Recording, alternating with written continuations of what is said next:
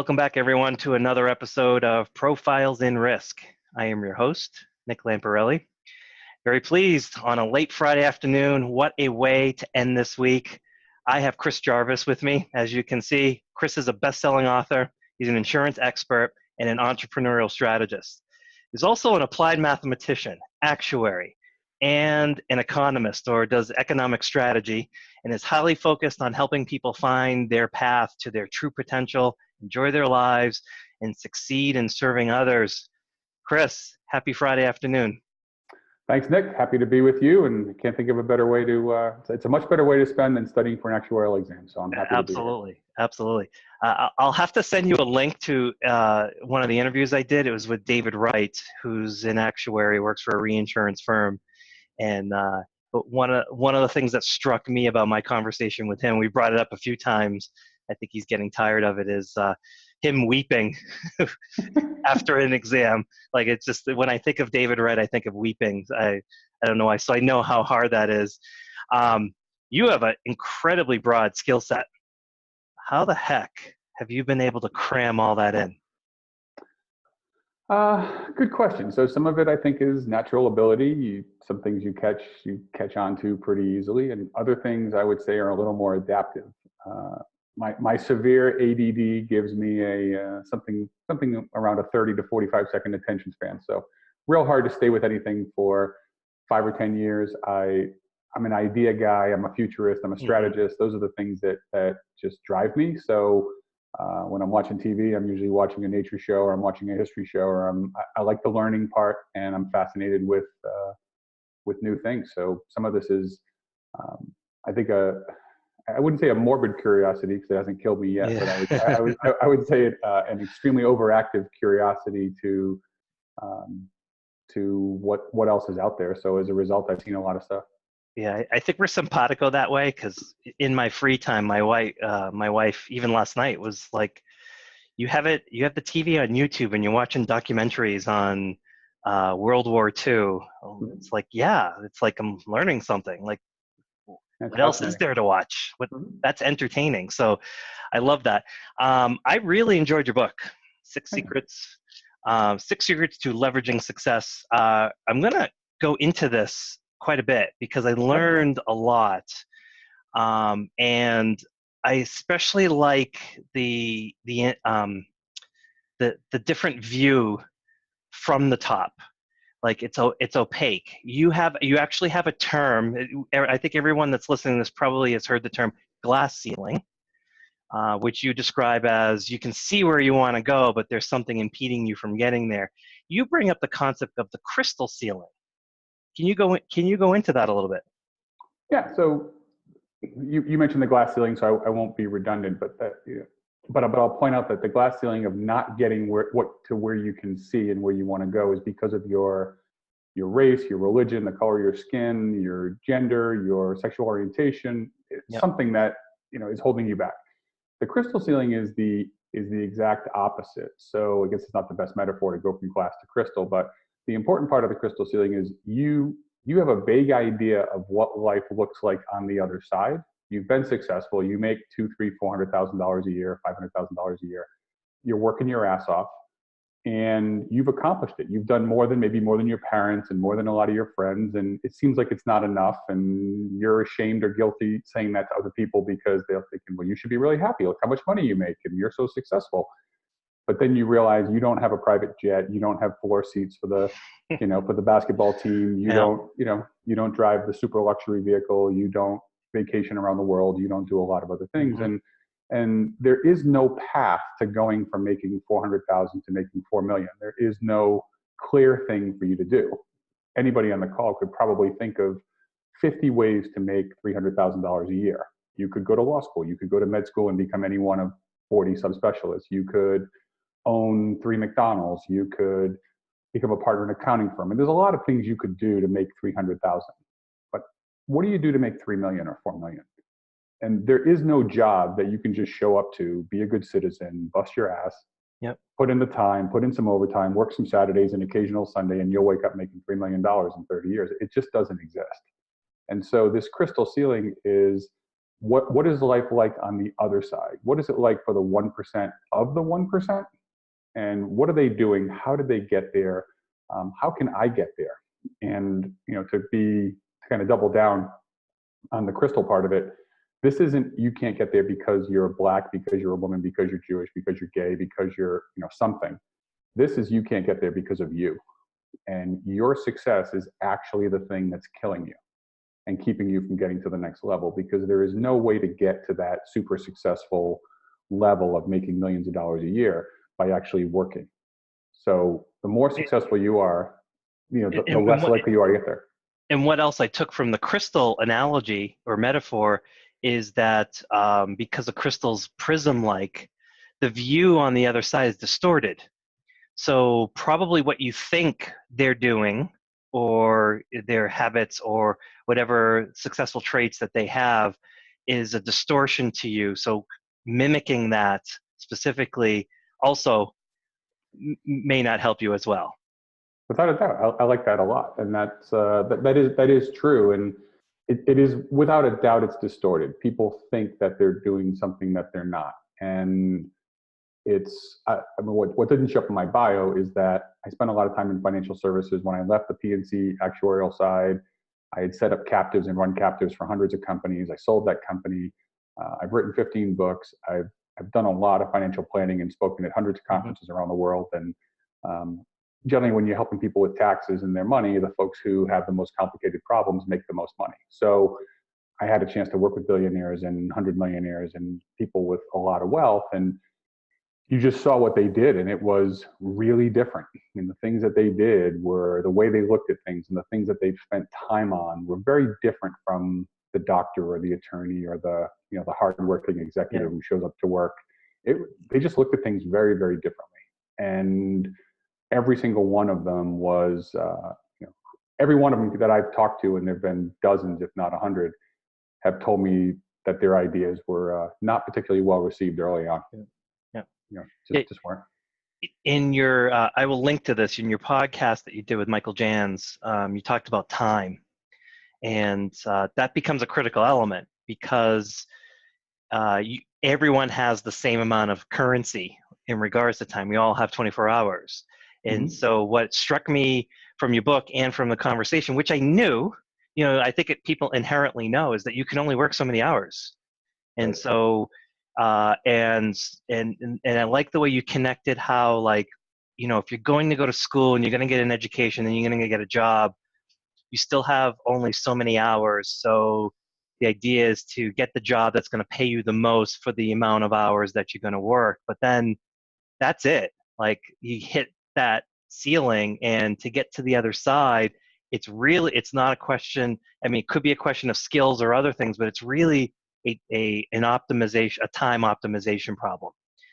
And I remember having a conversation with someone who said the only way rich people can get rich is they have to make money while they're sleeping. Like, they have to have systems or processes in place where transactions are occurring, their wealth is increasing while they're sleeping. And then I heard your time concept, and I said, yeah, it's the same thing. Like, you somehow have to just boot your business to some other level where it's not you that's working.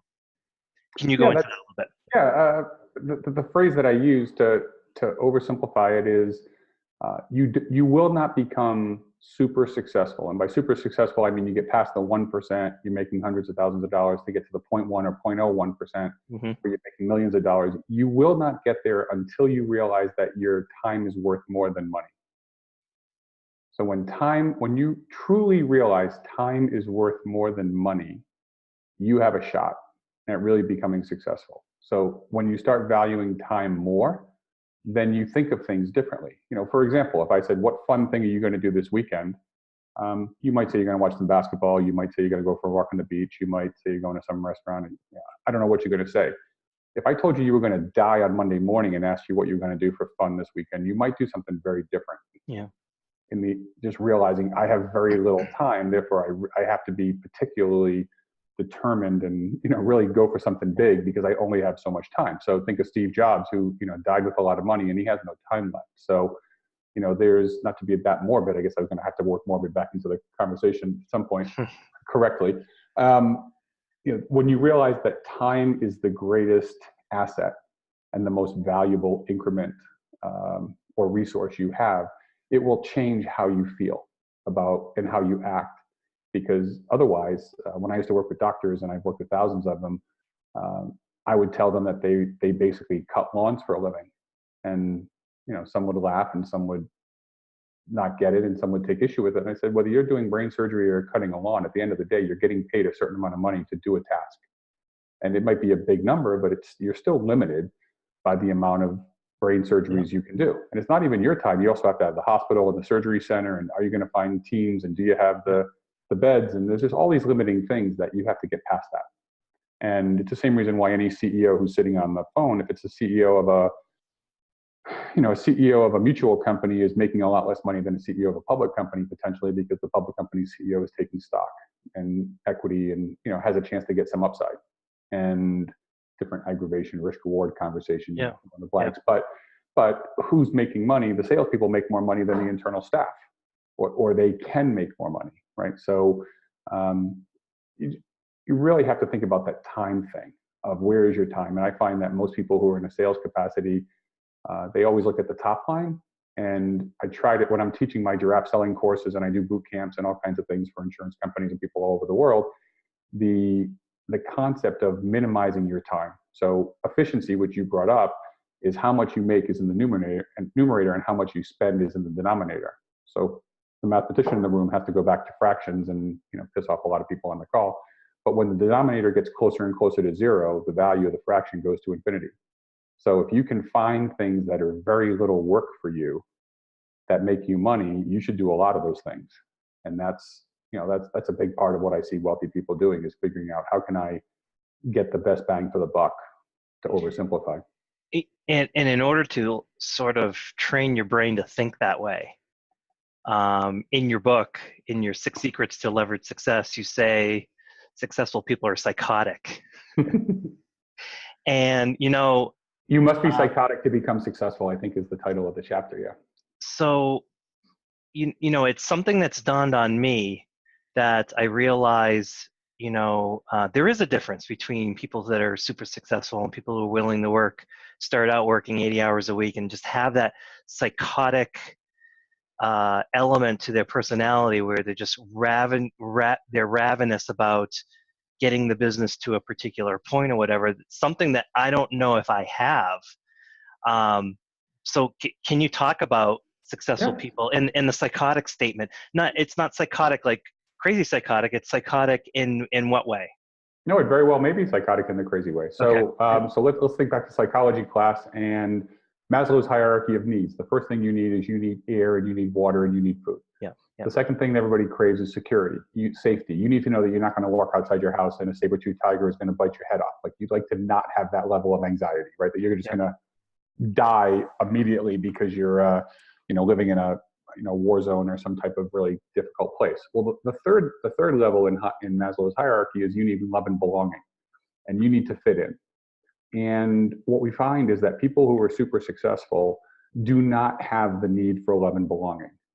Doesn't mean that they don't love people and that they're serial killers or anything else. But what I found from all my clients and friends, and even I guess myself to some extent, to be very successful, you have to do something different. So my tagline is see differently, business differently. And I try to train companies and people all the time to think differently, do something differently, go way out on a limb, because doing things like everybody else is only going to get you to be just like everybody else. And if you're going to do things the same way as everybody else in your training class, or every company in your industry, or every agency that works with your company, then success is going to be determined by luck. If you all do things the same way, if you all use the same systems, if you all use the same trainers, if you all use the same marketing company, advertising company, then it's all going to be luck driven if you use the same stuff. But if you want to be an outlier, this is the big point. If you want to be an outlier financially, you can't be in the middle of the pack on everything else. You can't be the normal guy just like everybody else who just happens to have 10 times as much money. Like, you have to be an outlier. I mean, if you're going to be an outlier, you're going to be an outlier. There's no way to be, socially like everybody else, but financially be better. I mean, there is something to truly embracing the fact that all my wealthiest clients all would tell me that when they had their big idea, the one that put them over the top, their single, many of them had numerous successes, but they all had the one, right? The one thing that they would say was their big, their big foray into wealth and success.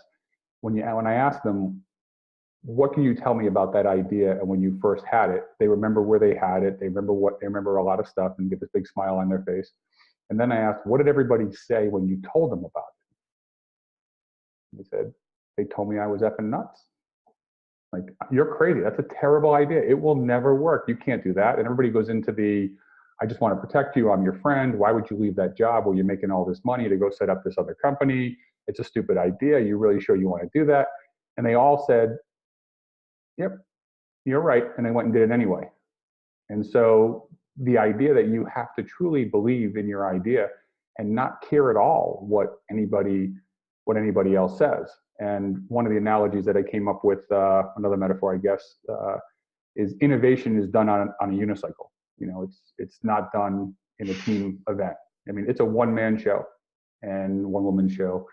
Your innovation is your idea, and nobody else is part of it. Don't look for a team for innovation. You're just not going to get it. You got to go out on your own, and that's how you're going to innovate, is by being lonely and not wanting everybody to agree with you. And if you have a great idea, go with it and assume the more people hate your idea, probably the more innovative it is.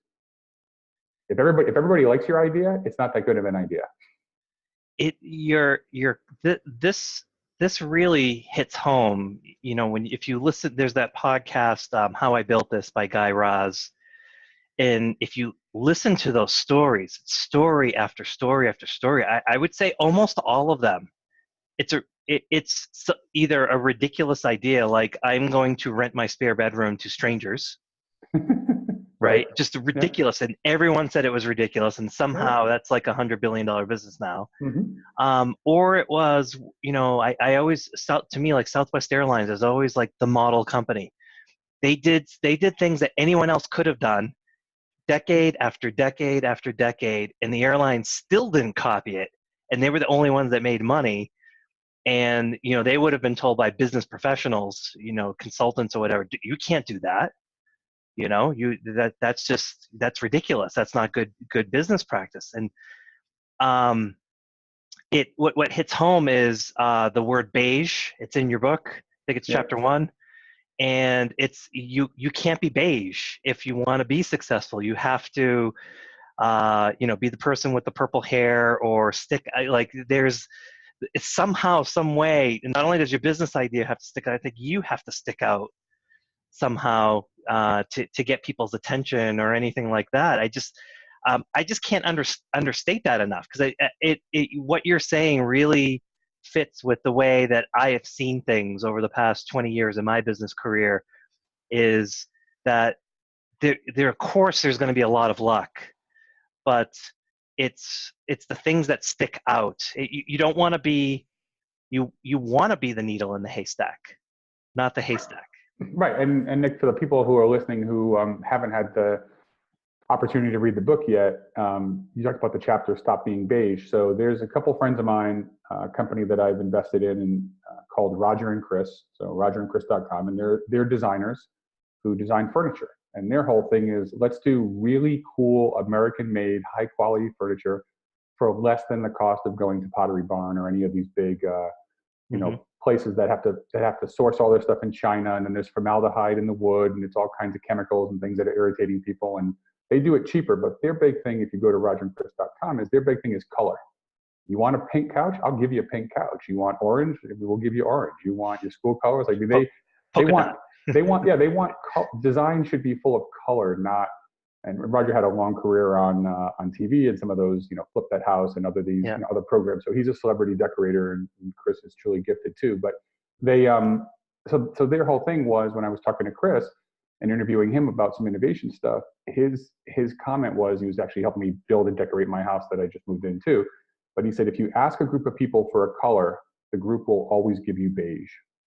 And the point is, beige is not, it's not exciting, but it's not going to turn anybody off. It's boring, it's simple, it sucks. And that's his quote. And so whenever you ask a lot of people, you'll always end up with beige. You'll never get a committee of 9 people to say, let's go with purple, or let's go with bright green, or let's go with crimson, or let's go. They just won't, because groups will tend to move toward, some of the groups want something really cool and some want something really hot. And so as a result, you end up with, you end up with beige. So to that point about a committee is, you won't do anything really exciting if you ask a group to get you there. So, I really do think innovation, you can ask people for ideas, but at the end, one person has to go with it. And the more people who are involved in that process, the less interesting the idea is going to be. And I sit on a lot of boards, and it's amazing when you get in the room what people want to do. And inevitably, I'm the guy who's, got to stand up and say, I don't care which crazy idea you want in the room, mine or somebody else's, but good God, please pick one that nobody else would ever do.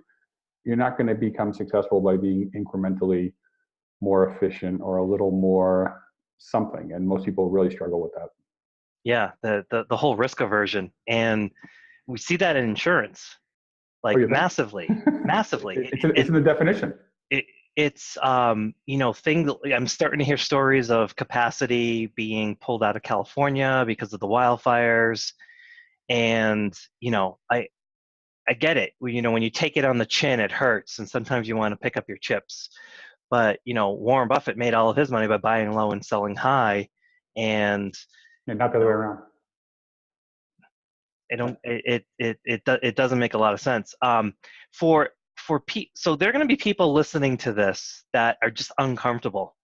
They may not even want to be like the super successful, but they do want to be successful, but don't want to stand out. They don't want to be an outlier in one way or another. But one way that I think I have seen people have stand out without having purple hair or having crazy personalities is their ability to ask questions to kind of tease out insights. And you wrote 2 books on questions, which I will add to the show notes. Why? Why are questions and why is the questioning skill set so valuable in business or innovation? I just think it's valuable almost everywhere. Why is it so valuable? Why did you write 2 books on it? It must have been pretty valuable for you to write 2 books on it. I hope so. I wrote them. I didn't buy them, so I don't know how valuable it is. I guess I spent a lot of time. So it's I didn't. No, questions are really important. My dad was a salesperson for a long time, very successful, and he gave me the advice I'm sure a lot of people's parents gave them, which was, you have 2 ears and 1 mouth. You should be listening twice as much as you talk, and that's important. And I mentioned your first question was where I developed the skill set, and it came from this curiosity of how things fit. And my parents would say as a kid that I would be more interested in how did the amusement park rides work than actually riding them was not interesting at all. So I was much more interested in how things work than I always have been.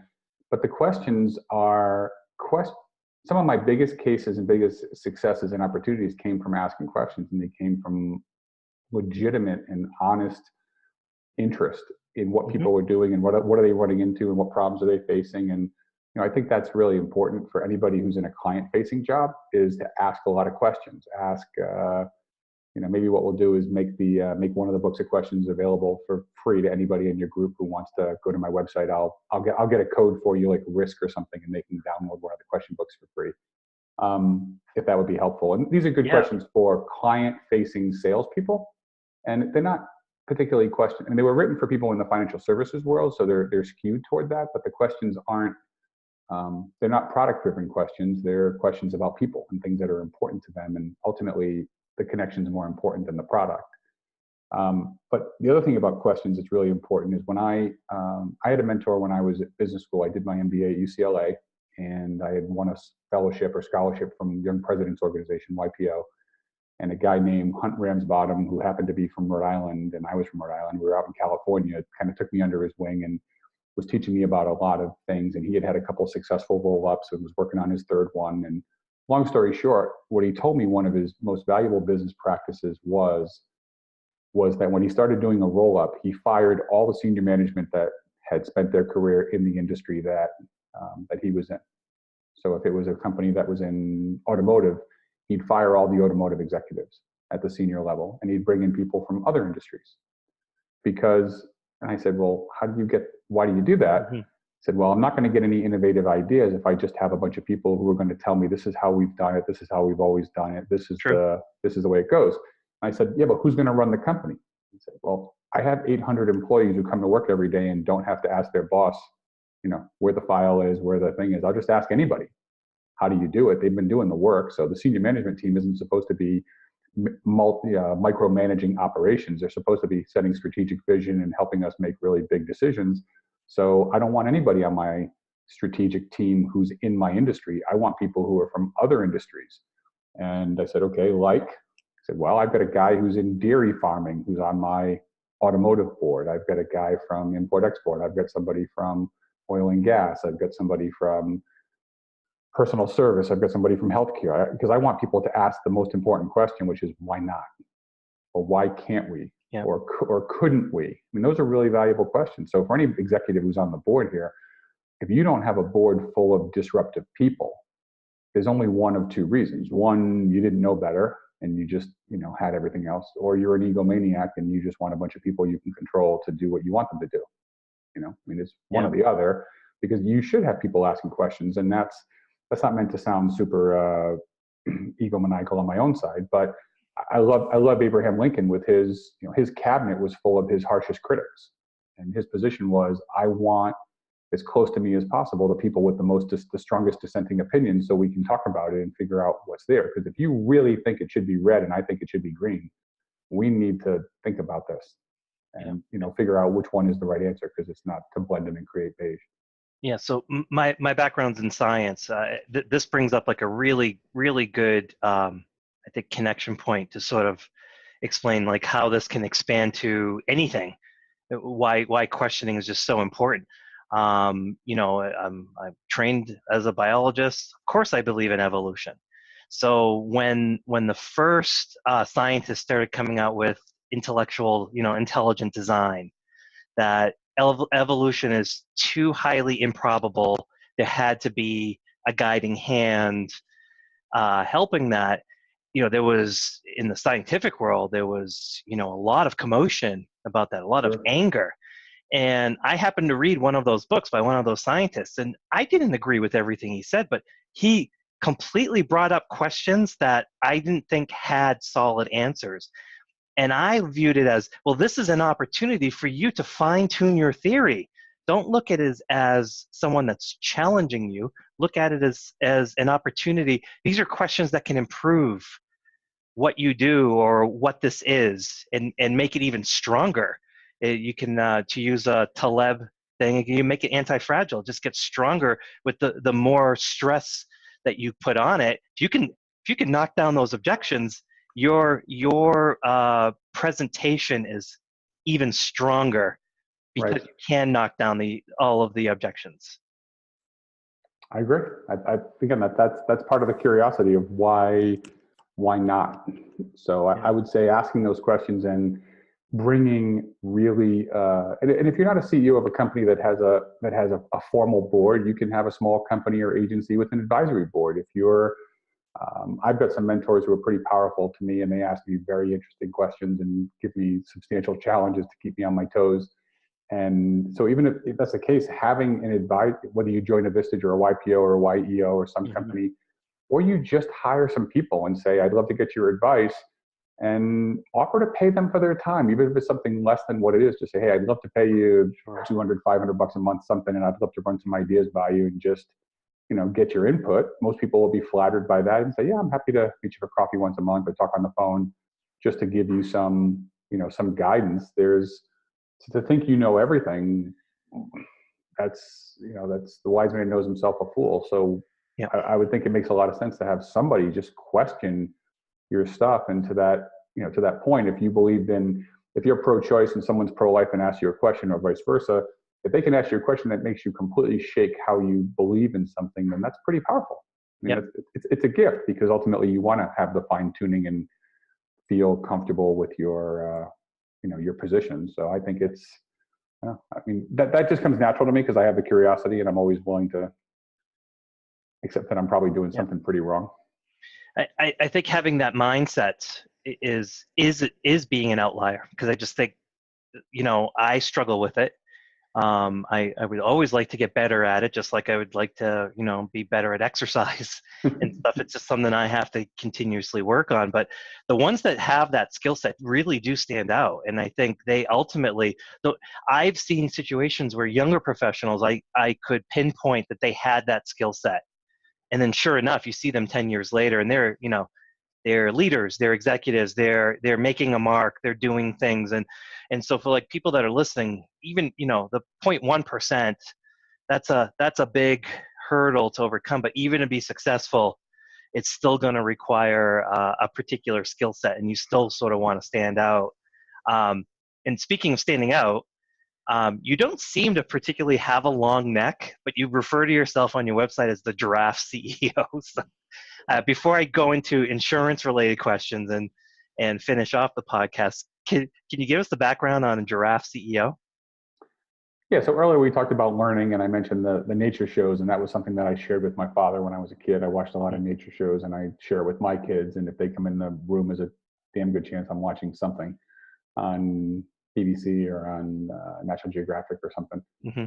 So I'm always into animals, and I believe that animals give us a lot of insights into people, because we are just mammals. And one of the things that I've noticed in watching countless hours of animals and going on safari and doing all these wonderful things is that every prey animal has evolved to protect itself. They have poisonous skin on the back of a frog. There's a quill on the back of a porcupine. There's camouflage so you can't see the animal. There's a shell. There's something animals learn to burrow to go underground. There's all these interesting things that prey animals do. All of them except for the giraffe. So over time, the giraffe has actually taken its most vulnerable area, its neck, which incidentally has the same number of vertebrae as we do. We have 7, they have 7. And the giraffe has actually made its neck longer. So it has evolved to not only to not hide its most vulnerable area, but to actually expose it and advertise it. And so the giraffe, which is the only animal that has gone the other direction, which is I'm impossible not to see. I'm 19 feet tall. I've got a 7-foot neck. It's not hard to find me, but as a result of sticking my neck out, literally, figuratively, being vulnerable, I can reach things that no other grazing animal can, and I can see things that no other animal can. So for me, when I was kind of doing a little self-assessment years ago when I was going through some coaching, what makes me different? Why am I successful? Why do billionaires and millionaires hire me to do stuff when in the insurance world I'm selling the same commodity products everybody else is selling? And I tried to figure out, am I just lucky? What is it? I would ask people if the meetings I had were helpful, and they would say yes, and I would not stop to pat myself on the back, but rather dig a little deeper and ask why. And what I found was that people said after meeting with me, they were thinking about things differently. They were seeing things differently. And so as I started thinking about, what is it?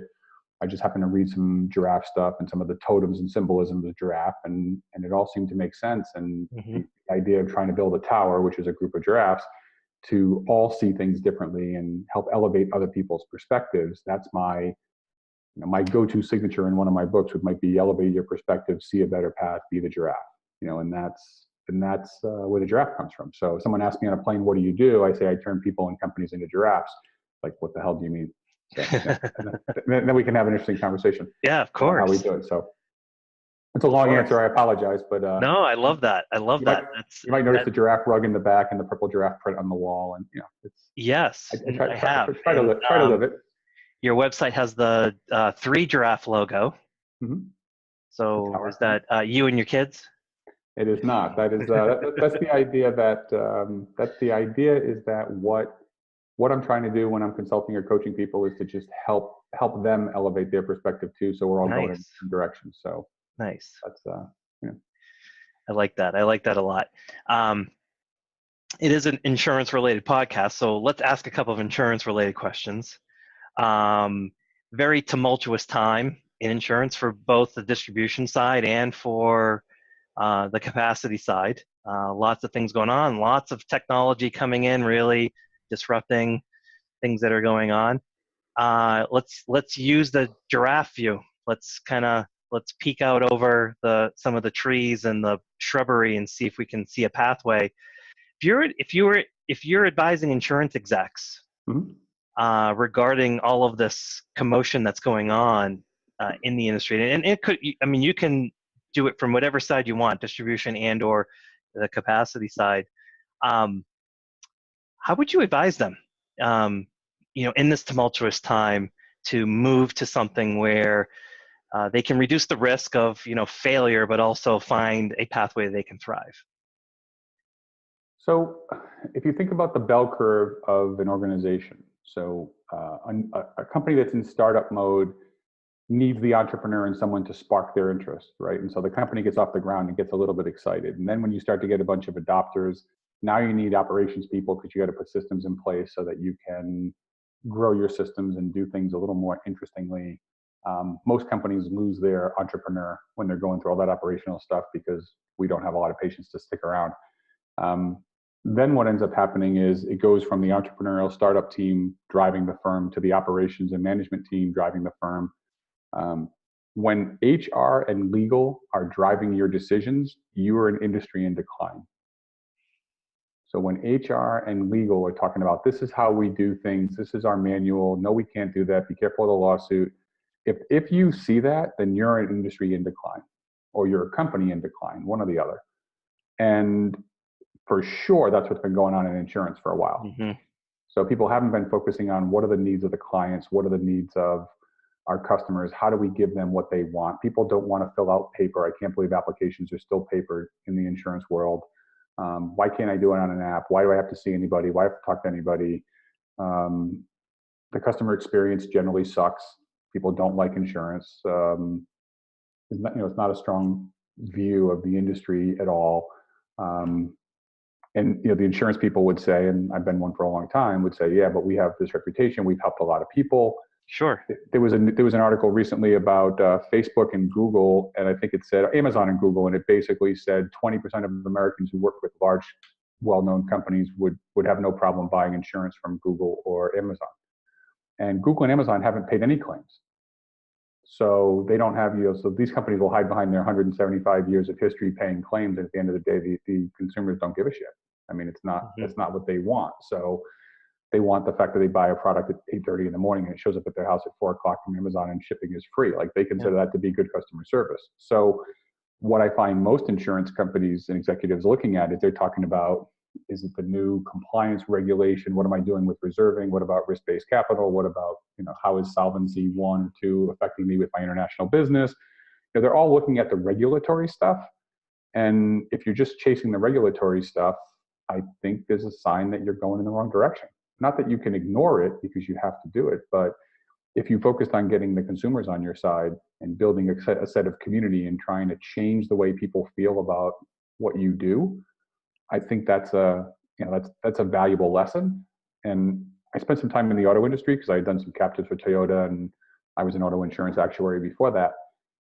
And the car buying experience is like that too, right? So I shouldn't say nobody. For a lot of people, the car buying experience sucks because you don't want to deal with the dealer and it's high pressure, and most people just don't enjoy it. So a lot of companies have gone down the road of, they said, let's make the car buying experience not suck, which is the best way I can describe it. So you have Carvana and you had CarMax and you had Saturn, and I just bought a Tesla and I went into the shop and said, can I buy it? They said, yeah, go online and buy it. We can't, there's one price, it's all there, do what you want, and come back if you want to talk about the options, but no, we don't get a commission, and just, go buy your car and I'll tell you when to pick it up. But not Saab, Saab's out of business. Volvo just did something. So my wife was super excited to see that Volvo has their overseas delivery. And this actually makes a lot of sense for insurance people, not whether you do auto insurance or not. What Saab did was, they didn't say, let's make a bad experience a decent experience. They said, let's make a bad experience a fantastic experience. And I think of that as a very giraffe-like view of the world. What they do in their overseas delivery program is, if you buy a Volvo, they will pay for you and a guest to fly over to Sweden, put you up in a 4-star hotel, and let you take the car off the assembly line or whatever it is, showroom, drive it around their test track, and then they'll ship it home to you. And so they just gave you an experience. So rather than going down and talking to the guy with the pinky ring and the, you know, and the gold chain trying to sell you a vehicle, your buying experience now became, I went to Sweden. And so whether that works or not, if it's coming out of the dealer's money or, you know, I don't know, nor do I care. I just think it's an interesting story that they decided to go the other way and say, let's make a bad experience a really good experience. Yep. And when it comes to innovation, that's one of those tips is find the thing that people say is the worst thing about your business and go after that and do exactly the opposite. If people hate the underwriting process, make it immediate. If they hate the claims process, just approve the claims. You know, find some way to make everything so fast and so easy and so not like everybody else. So I don't know if that's particular enough for you or not, Nick, but you know, but that way of thinking is a way for companies to be, you know, to be really different. And it's not just insurance companies who think of this. It's manufacturing firms. It's I'm on the board of a couple schools, you know, universities and med schools. They're tricky. Any mature industry has not attracted a lot of really innovative strategic thinkers because that hasn't been what they've needed for the last 125 years. So that's not what they're full of. So it's really hard to do that it's really hard to disrupt from within. And I'm not surprised they're struggling. Yeah. So let's flip it around for a young insurance professional that's in their career, in the middle or just getting started. How can they become that person as well? Like, how can they set themselves up for quality life, quality career in insurance? But I think more importantly, help be the guiding light to make that change, to help their companies become the Volvo, to create that experience. What types of things would you recommend young professionals do to kind of set themselves up? Because if the tumultuous times exist, that's going to filter its way down to the employee base as well. So what can they do about that? Well, if you read any of the McKinsey reports, or you read Pricewaterhouse, or there's another great one too on the status of the Ernst & Young does a good piece on the insurance industry every year. I mean, if you work for an insurance company and you don't think your job is in jeopardy, you haven't been reading any of the stuff because you're in a mature industry with a lot of employees, decreasing margins, high overhead. I mean, I have to guess that a significant percentage of the employees are going to go away, either through AI or automation or technology or, you know, something else. That's going to happen. The people who are going to be able to not only survive but thrive are going to be the people who are invaluable. So, invaluable to who? The answer is yes. Invaluable to anybody. So, you know, ultimately, I think because I've done a lot of client-facing work, be invaluable to your clients, whomever they might be. So be worth more than just the guy who delivers the policy, the guy who quotes the price, the guy who pays the claim. Be more valuable. So ask those questions of your clients. What do they need? I've been a $1 million insurance agent, not $1 million of premium, but $1 million of my income in a year more than once, and I've done it part-time because I've just been around some really valuable, some really high-income people, and I helped them with some problem that had nothing to do with insurance. So they hired me for some consulting, and then ultimately they might have needed something which I was then able to help them with, but it wasn't the lead. So I did something that was really important for the client, and then the client had some commodity need, and they were happy to do it with me instead of with somebody else. So, you know, I think the lesson from that with insurance, if you're in a commodity business, is you've got to be super special and just do so much more than everybody else. Because if you're if you're an independent broker and you're selling a Chubb policy, it's no different than a Liberty Mutual policy. And even if it is, the client doesn't know it. So the client doesn't even know. So you could be a captive agent selling a product that you think is superior, but a lot of the clients just think insurance is insurance and the premium's the premium. And if your price is that much higher, they're just going to get rid of you. So I think it's becoming invaluable to your client base, whoever that is. And you know, it's easier to do that when you're a bit of a niche. If you have a specialty group, I work with restaurants, I work with doctors, I work with somebody, it's much easier for you to become invaluable when you really know the unique needs of a certain group. So I kind of give you two different answers there, but no, I mean, first of all, you stole my thunder because I was sorry. my curveball to you, the grenade I was going to throw at you was your $1 million producer status, and that is like right. one way that you can make yourself valuable is be the Rainmaker. And it's something that I stress on this podcast all the time is whether you care or not, everyone is a salesperson. So Yes. that's why I spend so much time asking my guests about questions and the sales aspect.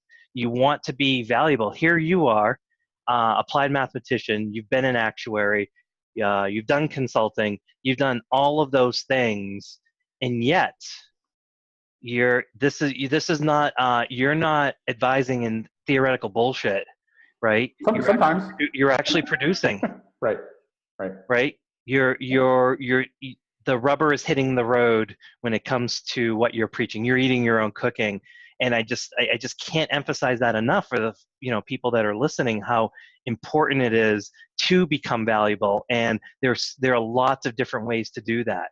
And you can be the person that's insightful. You can be the data scientist that's coming up with a new product. You can also produce, and I think there's a lot of people that don't know they have it in them because they have a stereotype of what sales is, and it's not that. It's what you're saying. You are helping a client, and you just happen to help them solve another problem because you happen to be right there helping them with the first one. Right, and at the risk of I guess overselling,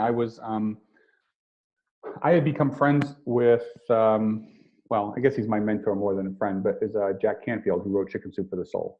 And Jack was doing a book called Mastering the Art of Success.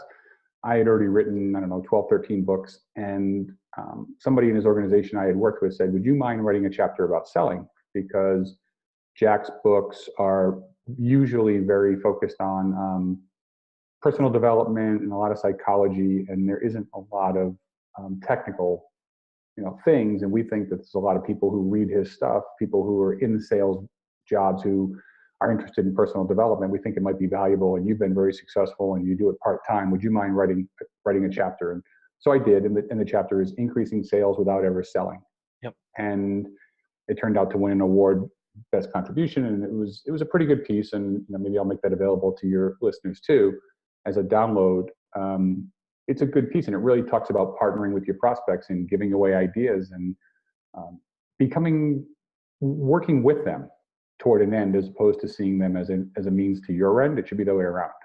And I think that that's an invaluable thing for folks who are in a sales or business development role, is to really understand your clients and what they need, and then just help them do it, whatever that looks like. And that's what makes you more valuable. And I remember someone once asking me a question in a seminar I was giving about, what do you do when clients ask you questions that are so crazy and off the wall, like, when would you put your mother in a nursing home, and how about a rehab facility for my son, or they're asking all these interesting questions. Where should I send my kid to college or boarding school? And they said, what do you do when you get questions like that? And my answer was, I say thank you. Because if you're an insurance agent or broker and somebody asks you something about their parents or their kids, you are now the trusted advisor. You've gotten to that. If you only get insurance questions, you're not that great. If you get questions about other things, you are.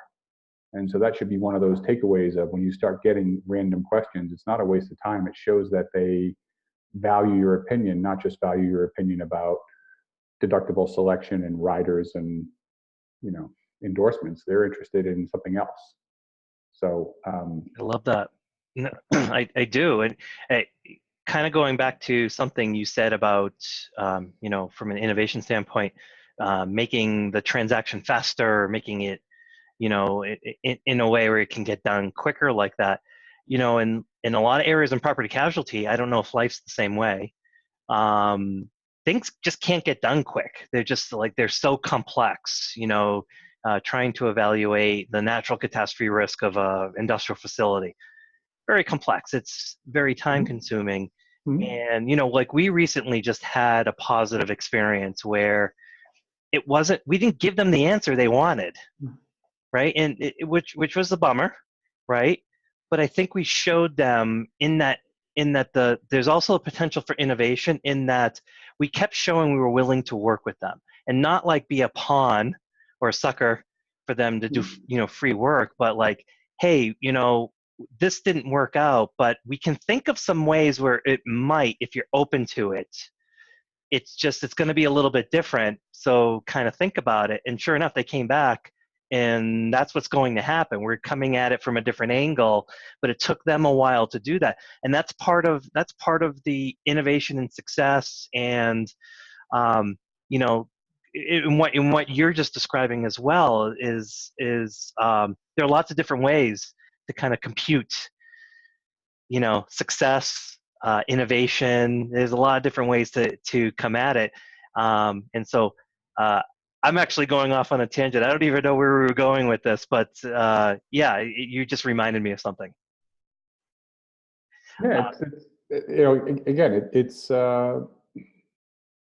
thinking differently and looking at this differently, and really trying to get comfortable with the clients and figuring out what's important to them is of such great importance. And I've done I shouldn't say a lot, I've done a number of Lloyd's of London deals with clients on specific things. And what's so interesting about Lloyd's is if they have one very significant concern, they'll just eliminate it. So rather than give the client some crazy quote of, $500,000 for a program, which is a lot, they're like, yeah, well, if we can just remove this one risk that we just can't get our arms around, this whole thing will only cost us $300,000. Yeah. You're like, wow, that's fantastic. Yeah, well, that's Yeah. You were paying 4, now it could be 3 or it could be 5. You're like, well, 3, okay, it's one thing. Then we're just going to work hard to try and protect against that one thing. Yeah. Yeah. That's meeting the client where the client wants to be. And I find that the insurance industry very much is, well, this is what our reinsurers are saying, and this is what our guidelines are, and this is what the state has approved. Well, that doesn't mean that doesn't make the entrepreneur or the business owner feel like you give a shit about them, because you're going back to, these are all the constraints somebody other than you have given me. So as a result, you have to stick with the meal that I'm going to feed you. Yeah. And that's just with this generation coming up. I mean, maybe because there's a lot of executives that are in their 50s and 60s and 70s, it's okay. But 20 years from now, yeah, it's not going to fly. Yep. So if not sooner. So so I think there's there is a need to customize, I think. Yep. A couple of personal questions. You kind of hinted at this before we started, but do you have any tools that you use to stay productive and or organized? Tools to stay productive and organized. I'm not the most organized person. So I've got, okay, so here's a commercial for somebody. I use a Remarkable tablet. So Remarkable Okay. the Remarkable tablet is black and white. It's not backlit. It uses ink technology as opposed to light. And I get to take notes, and it syncs with my computer. So I have a Remarkable app on my phone and one on my iPad and on my desktop. But when I go to meetings, I use that. And so I have my Remarkable tablet that I take notes on, and then it syncs and I handwrite. I don't get any notifications from the phone. I don't get any notifications for, an email that came in or something else. So it allows me to stay focused. That's the one that it feels like paper. It does feel like paper. It's a very cool YouTube video. It's hard to watch it and not buy one, and I've had one for a while. I'll put that in the show notes. It's pretty cool. The other thing that I did, I got this from Tim Ferriss a long time ago, which is I have no notifications on my phone. My phone hasn't rung in 5 years because I don't turn it on. And so when I'm with a client, especially for those of you on the call who work with people, nobody can ever say, God, I was with Chris and he was on his phone the whole time, or God, his phone kept ringing. When you pick up your phone, it says to the other person that you're not important. Yeah. And being in that sales role or even in a meeting with a client, you will never see me reach for my phone because I never get a ring or a vibrate. And I've got kids that range from 10 to 16. So I don't have, now 11, I guess. There's nothing that happens it's not that I don't look at my phone for 11 hours at a time. I just don't look at it for the meeting for half an hour, 2 hours, whatever it is. I just don't look. And there really hasn't been anything that I really needed that somebody else couldn't have handled. And so that whole not being distracted by the constant bing, that giving your undivided attention to whoever it is you're talking to is pretty important. So that's not an organization thing, but it's an efficiency thing. The other lesson I learned from Canfield, again, my mentor, was I try to make mornings my own. And so I get up and do something for me first before I get into the day. And what about the kids?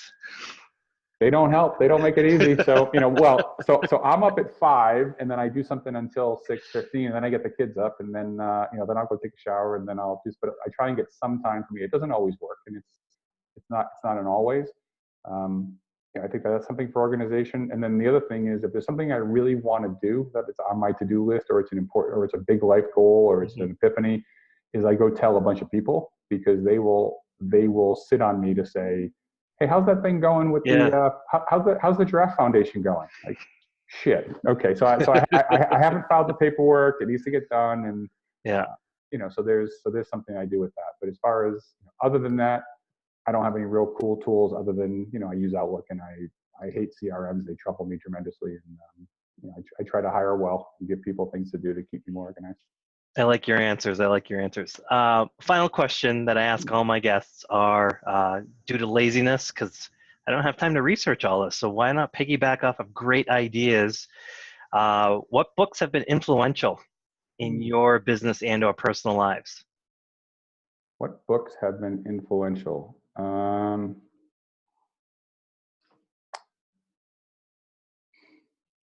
I read To Kill a Mockingbird when I was very young, and I read it again, and it reminds me that to those whom much is given, you have much responsibility to take care of those who haven't.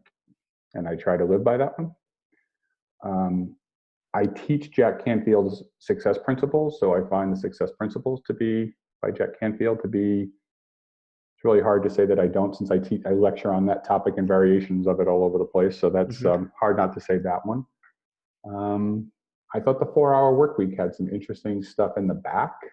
First half was a little bit harder to get through, but the second half was pretty good. I think for the insurance industry, one of the really important ones is Who Moved My Cheese? So Who Moved My Cheese is you keep doing the same thing over and over again. When the world changes and you don't, it doesn't. Something really interesting seems to happen. You mentioned Anti-Fragile already, so I don't need to mention that one. That's been brought up many times.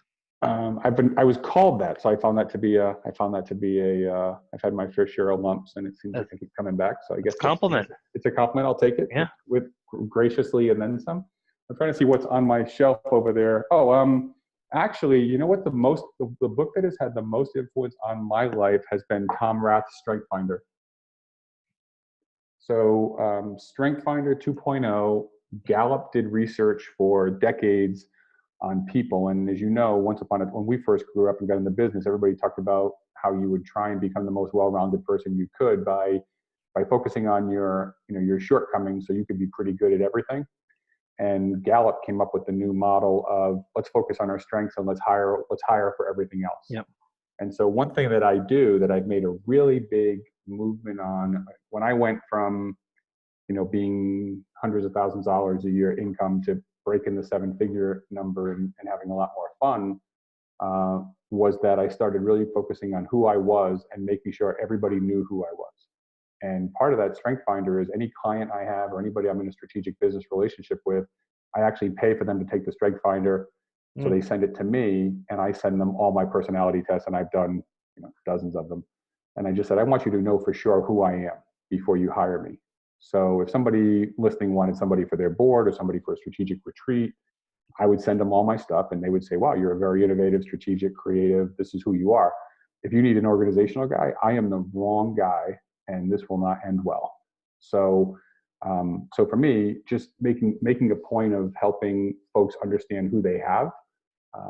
A lesson I learned in Vistage was that we hire people based on what they've done and we fire them based on who they are.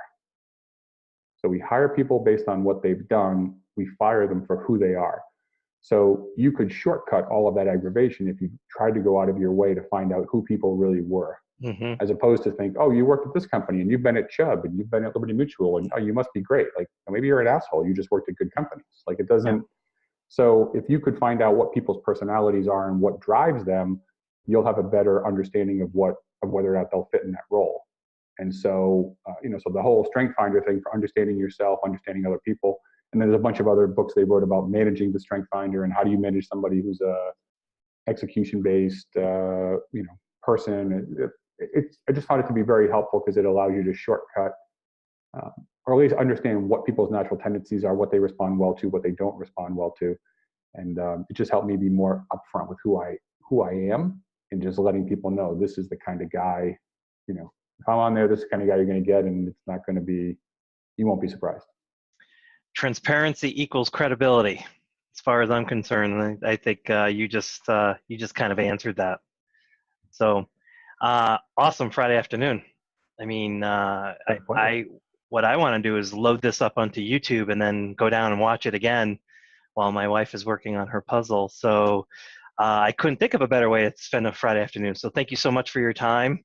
I learned a ton. We'll put all of the information on the show notes, including the 2 downloads that Chris has been gracious enough to make available to the audience. We'll have all that. So go to the show notes.